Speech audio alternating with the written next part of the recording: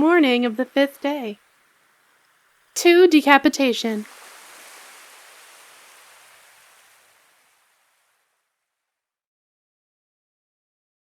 Part 0. Death to wolves, and to pigs too.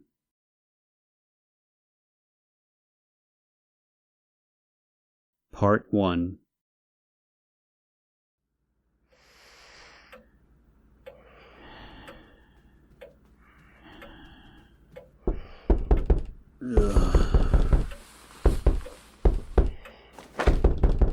I awoke to a loud knocking, my head still swirling with sleep. I got up and opened the door, only to have Hikari charge into the room and grab me by the collar. You bastard! She suddenly screamed. No, this wasn't Hikari, I realized. Even if heaven and earth were to change places 5,000 times per second, she wouldn't say, "You bastard." To say something like that and grab me by the collar was, for Hikari, physically impossible. She lacked the ability. This was most likely not Teriko either, so it must be Hikari. Because of you, this... God damn it, you shithead! Even for Hikari, this was pretty uncharacteristic behavior. In a complete frenzy, she looked as if she were going to start pummeling me any second. Or actually, she had already beaten on my chest several times at this point. I was just too surprised by her behavior to notice the pain. I'm so tired of this happening. She was panting and trembling. No more of this. It's just too awful. It's too awful. Why? Why? Take it easy, Hikari. I grabbed her shoulders and gave her a firm shaking. Did something happen? She shot me a glare. It was a look of true resentment, vengeful indignation from the core of her being. Her eyes were all marked by deep sorrow as she glared with all her might. Hadn't Hikari said something yesterday along the lines of, "We've been trained to maintain our composure"? It wasn't likely that Hikari had undergone the same training that Hikari hadn't. Yet here she was, out of her mind. What the hell happened? At last, she shook her head gently. I'm so sorry. Please excuse me, my behavior was inappropriate. She hung her head in shame. It's not even your fault. This terrible thing isn't your fault. Hey, don't worry about it. But what exactly happened? I repeated my question. Whatever it was, please tell me. Instead of answering directly, she spun around with her back to me. Please come with me to the first floor storage room, she said, and began walking. I stood there dumbfounded. What was that? Hikari and Teriko had supposedly spent the night on the mainland. When had they gotten back? According to the watch Kunigisa had fixed for me, it was already 10 o'clock in the morning, although it was hard to read, since the numbers were backwards. It was unlike me to have overslept. How embarrassing. But now was not the time for such thoughts. When Hikari had returned, and how long I had overslept, were far too trivial matters at this point. More importantly, what was it she just said? The first floor storage room. I had a bad feeling about this. Who was down there? A real bad feeling. What was happening on this island? A really bad feeling. And the feeling was probably right. There was a pattern developing here. Hey, wake up. Tomo. Good morning. Put my hair up? Kunigisa sleepily raised her head. She wore a strangely content expression, like she had been having a nice dream. It seems like now's not the time for that. She rubbed her eyes and said, That means I don't have to wash my face either.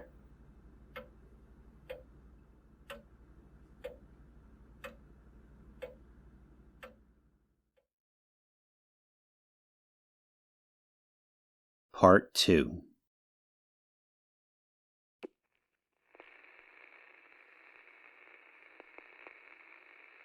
An inward opening door. On the other side, Akane lay face down, her body pointing towards us. As a result, the cross-section of the cut, as well as all the flesh and bone and veins it revealed, was in plain sight.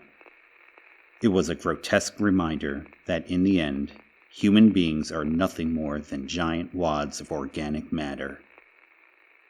Yes, it was yet another decapitated body. Just like Konami's, the head had been completely severed from the very base of the neck. It was dressed in a suit, an expensive-looking gray one, ruined by bloodstains. But even supposing it hadn't been, just as was the case with Konami's dress the day before, the person for whom it was meant was gone.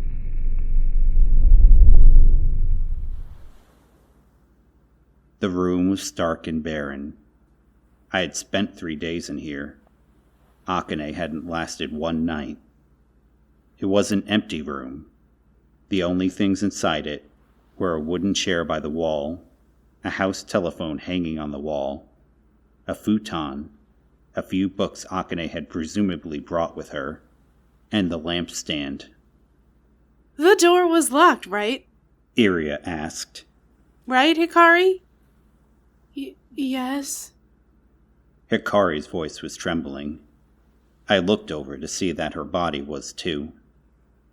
It was definitely locked. No mistake. Well, was it the window then? I looked up at the sound of Iria's voice. At the very top of the wall, opposite the door, where we all stood, was a rectangular window, but it was strictly for letting in sunlight and ventilation.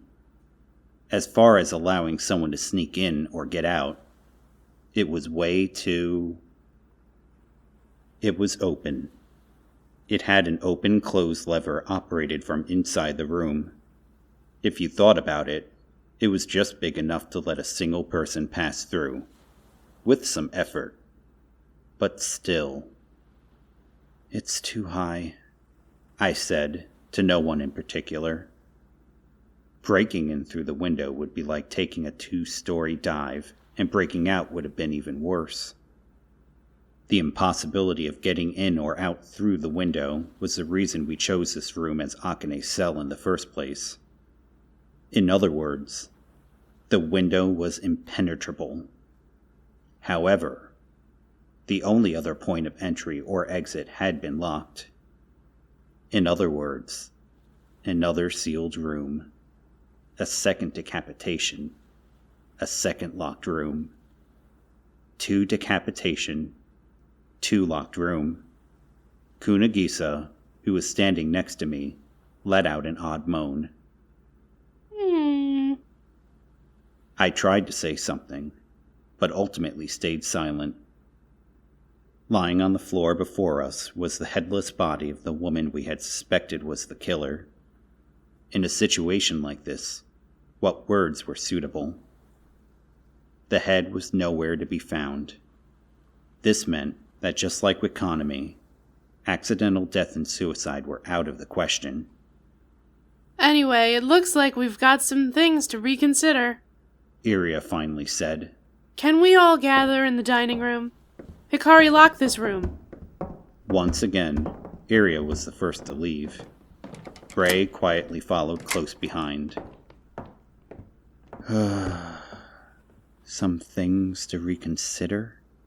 I muttered, with a good deal of self-loathing. Indeed, that was right. All of our thinking and every speculation we had made up until this point would have to be wiped clean. It also seemed as if we had a lot of new details to consider. I guess this makes it a serial killing, I mumbled, again with self-loathing. A serial killing. I had locked Akane in here to prevent that very thing, and she had become the second victim as a result. Yeah, real equilibrium we had created. What the hell did I think would happen? What did I expect from a person who kills others and plucks off their heads? Did I expect human calculations and strategic thinking? I had felt so relaxed, totally at ease, completely proud of myself. I had stopped the killer from moving around. I was so confident, carried away, big-headed. Akane's words from the previous night all came rushing back. The words she had left me with. Could this be forgiven? It's nonsense. Really. I turned on my heels and left the crime scene. At that moment, I spotted Yayoi out of the corner of my eye. She looked terribly pale, even more so than yesterday. I guess you'd expect as much from anyone who'd seen 2 headless corpses in as many days. It wasn't like looking at pork or chicken. Still, there was something. Just then, Yayoi seemed to notice my gaze and sped off to the dining room, as if to get away from me. I wondered what that was about while Kunagisa tugged on my arm. Ichan, let's go already. Iriel'll get tired of waiting around. Everyone's already gone. There's no point sticking around. I nodded. Yeah, you're right. Things to rethink, and new things to think about. As such, the morning of the 5th day was total crap.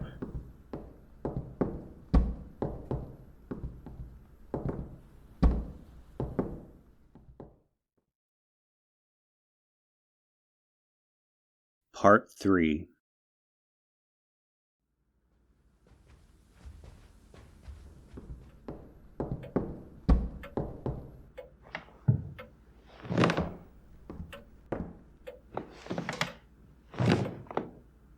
Hikari, you start.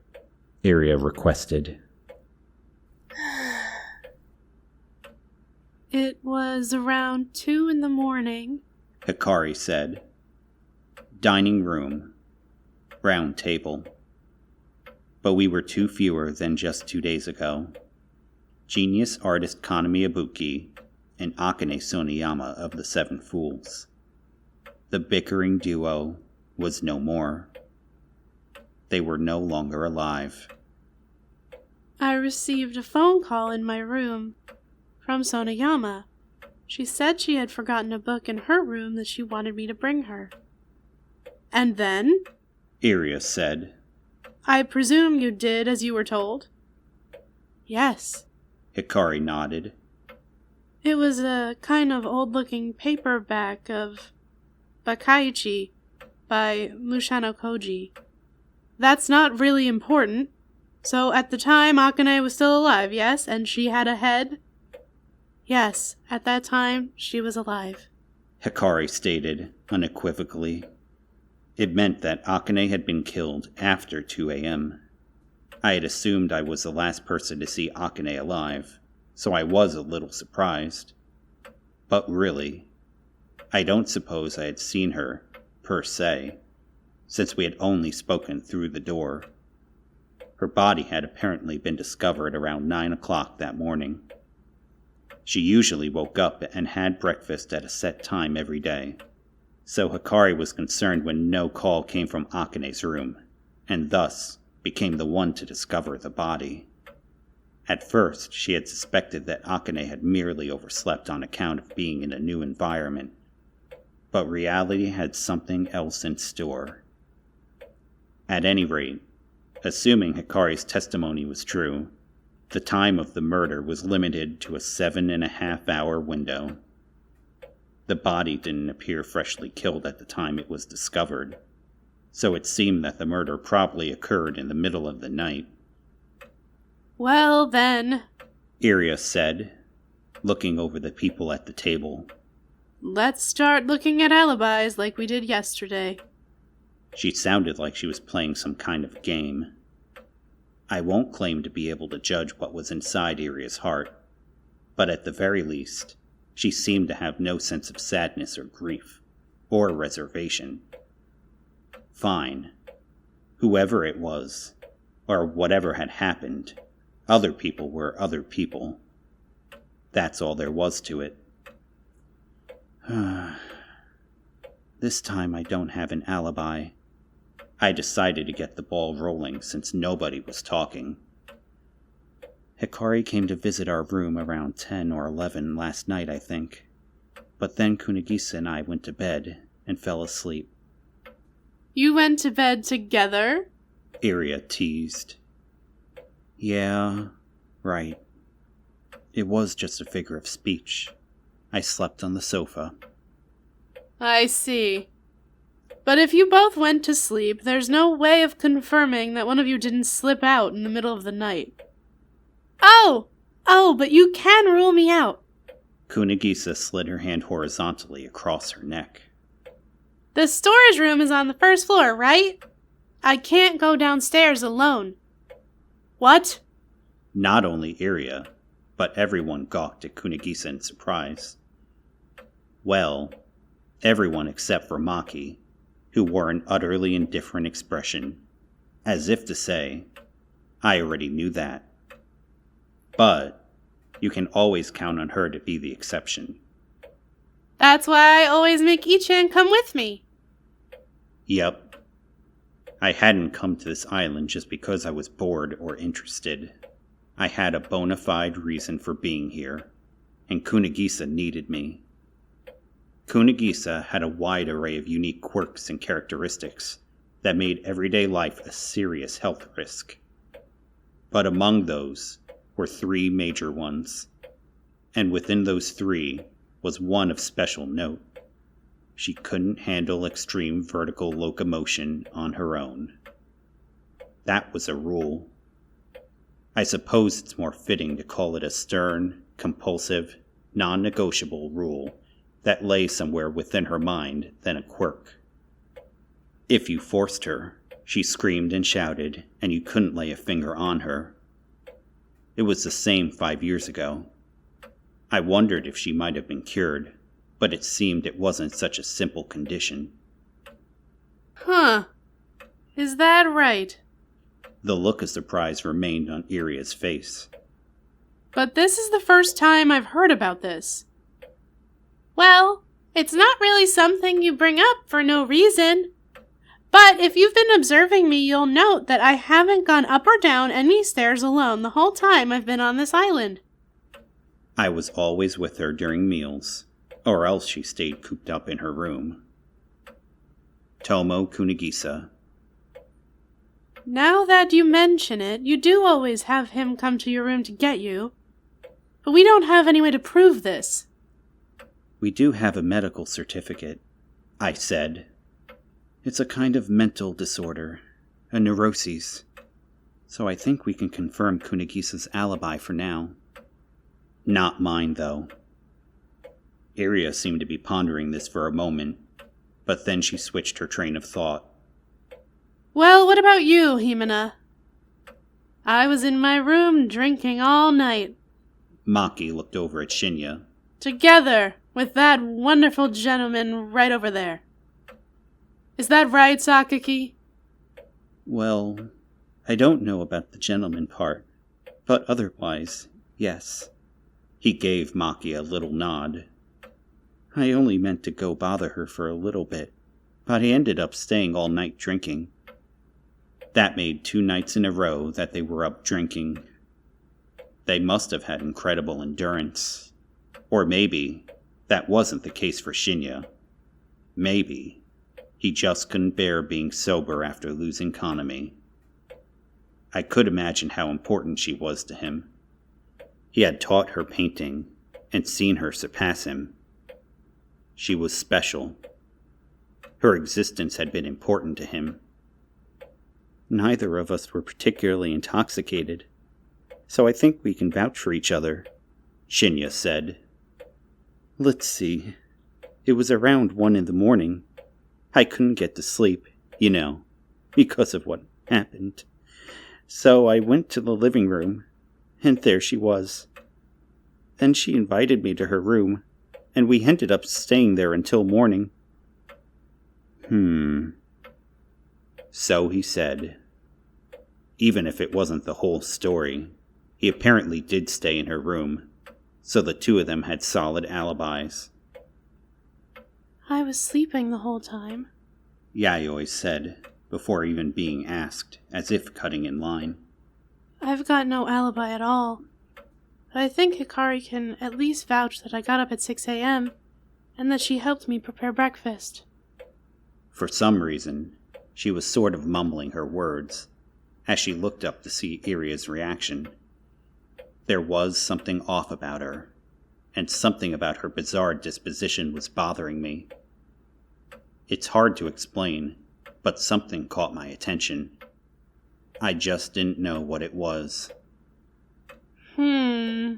Iria said, pursing her lips. How about you, Hikari? Well, I delivered the book to Sonayama at 2 a.m.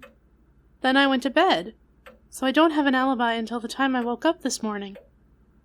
I see. Oh, I suppose I have to give my story as well. I was in my room talking with Rei all night. We were discussing what to do from here on and about Aikawa, whom Hikari and Terako had gone to get. Isn't that right, Rei? Rei silently nodded. I had already slept that afternoon, so I couldn't get to sleep at night, the mistress continued. By the time we finished talking, it was already morning, so I figured it was too late to try and sleep. So then, the usual things, and then finally breakfast. I think that's a solid alibi, isn't it? For some reason, Iria looked at me when she said this. It was a defiant gaze. I shrugged. Yep, sure is. So, when did Terako and Hikari get back? At about 9 o'clock. It was Hikari, who had only a short while ago jumped me in Kunigisa's room. She had completely returned to normal by this point, but she didn't try to make eye contact with me. 9 o'clock. Speaking of which, she had said something kind of strange earlier. I'm so tired of this happening. Or something to that effect. But what was she so tired of? No matter how you looked at it, there was something strange about her whole manner at that time. Something told me she wasn't just referring to Kanami's death. Well, I guess that means Hikari and Terako have an alibi, yes? Which means, Iria said, the people with alibis are Sakaki and Himena, me and Rei, and Terako and Hikari, and most likely Kunigisa as well. That's 7. On the other side, we had myself, Yayoi Sashirono, and Hikari Chika. The three of us had no alibis. But while the question of who had an alibi was an issue, there was also a bigger issue here.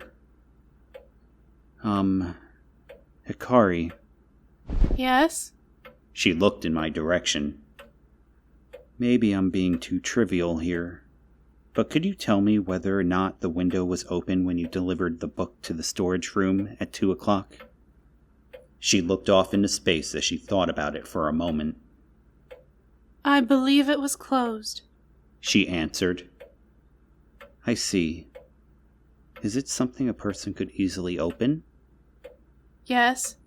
It's supposed to be for ventilation, so if you just use the lever, you have to crank it like this. It opens and closes normally, but that's only from the inside. It's completely sealed off from the outside. I see. This was a troublesome development. A very troublesome development. a window more than 10 feet high. Without a ladder, it was virtually impossible for someone to climb out, and even more implausible that someone had climbed in. In other words, we had another locked room mystery. Then tell me, Hikari, how did you go about handling the key? Are there any copies of it or anything? I have the only key. There are no copies or master keys. She seemed pretty worried, which was only natural. The implications of this conversation were that she was the only one who could have committed the crime. Just looking at it objectively, that was the most likely case. But I wasn't about to point that out. I didn't want to cause another Akane-style mishap. What type of lock is it? Just a normal one. You twist the key like this and the bolt latches. I don't know the official name. And you definitely locked the door at 2 a.m.? I did, for sure. I even checked several times. She answered with a somewhat pained expression. So I'm sure of it. I see. She was an honest girl, to the point that it must have made life difficult for her. Seeing her like this, it seemed clear to me that she wasn't the killer. If she were the killer, she wouldn't have gone to all the trouble to report that she had been called to Akane's room in the middle of the night. Anyone would have been at least that smart. Of course, you couldn't throw out the possibility that she had strategized all this to fool everyone. That kind of argument could go on forever. I continued with my questions. And no one else was in her room when you went there? What about the possibility that someone was hiding in the dark? Well, I didn't sense anybody else in the room, but... She tilted her head as if she didn't quite get the point of my question. I can't be certain. I didn't actually go into the room. I gave her the book at the door. Weren't you scared? Yayoi suddenly asked, her voice faint. She wore an upset expression as she continued. I mean, didn't we all think Sonayama might be the killer? And you met with her alone in the middle of the night? Weren't you scared? No, not at all. Hikari answered after a moment's hesitation. I didn't think Sonayama was the killer. Why not? For some reason, Yayoi was being strangely pushy with Hikari. What makes you so sure? Well... Hikari looked over at me with a troubled expression. Ah, it was because of her conversation with Kunigisa yesterday. Indeed, after hearing that conversation, there was no reason to suspect Akane in particular. I thought about things as I watched this exchange unfold between the two, but I couldn't pin anything down. It had seemed to me that if something had happened, it probably happened around 2 a.m., when Hikari delivered the book. But then, after listening to her testimony, that didn't seem to be the case. So what to do now? How to continue? I don't suppose this was strictly a locked room. The window was open, after all. Iria said to me. In that sense, it's not exactly what you would define as sealed. But it's impossible to get in or out through the window. There's a chair in the room, right? Couldn't you reach the window if you stood on the chair? I don't think so. Even if you stretched and jumped at the same time, I don't think you'd reach it. Shinya is the tallest person here, and I don't think even he could reach it. Ah, so Ibuki's room was sealed off by a river of paint, and this time it's a room sealed off by a height problem. Iria stretched out her arms with an irritated sigh. And both were decapitated. Yeah, there was that issue as well. Why had the killer cut off Kanami's and Akane's heads? That was still a mystery. There was no reason to suspect switched bodies, but what other reason was there to cut off the heads? Could we just write it off as a bizarre and abnormal behavior? What's more, the fact that the killer took the severed head didn't make any sense. Of course, there was also the possibility that the killer severed the head in order to abscond with it. But what in the world do you do with a human head? That question just led to another question. Why were these women killed in the first place? I had no idea. This case was full of things I didn't understand. It was all hopeless and meaningless. Damn it. Since when had I become so dumb? Looking at things objectively, Hikari is the most suspicious one here. Iria declared all of a sudden.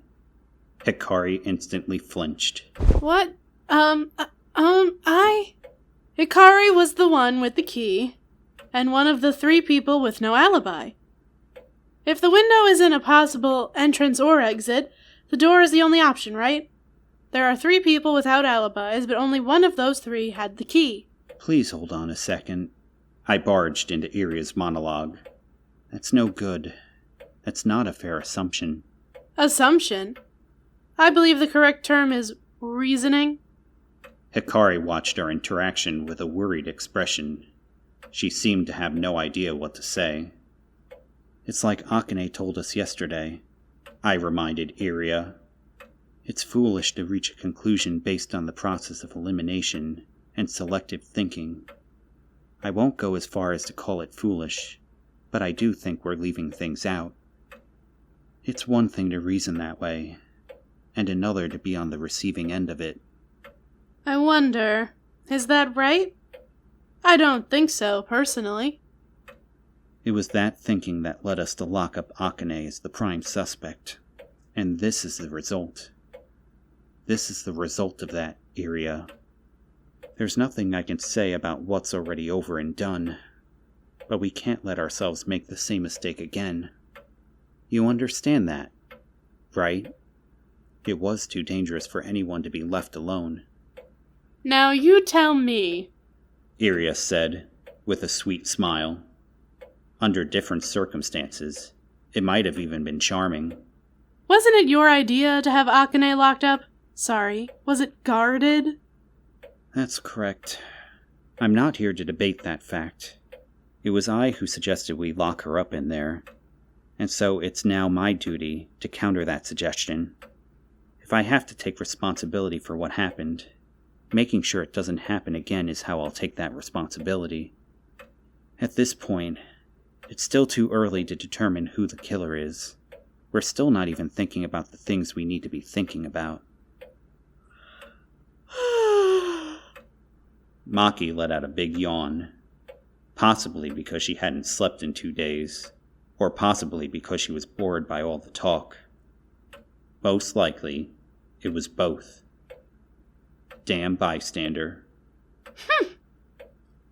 Well, I still think Hikari is the most suspicious. There was absolutely no sense of compassion in Iria's words for her maid, who had lived under the same roof and served her mistress all these years. Not a shred of sentimentality. She spoke with the icy cold tone of someone simply reporting facts as facts, with no emotion inserted whatsoever. I thought I got it. The answer to Kunigisa's question from yesterday. The reason this woman had been disowned by the Akagami family. Why she lived on this island. Iria Akagami. For her, the world was uniformly equal. Equally lacking in worth. And so, she was searching for something of value. Unable to find it, she was able to rid her life of anything without hesitation. I had been wondering what she had done. I had assumed she had done something. But in reality, maybe that was woefully off the mark.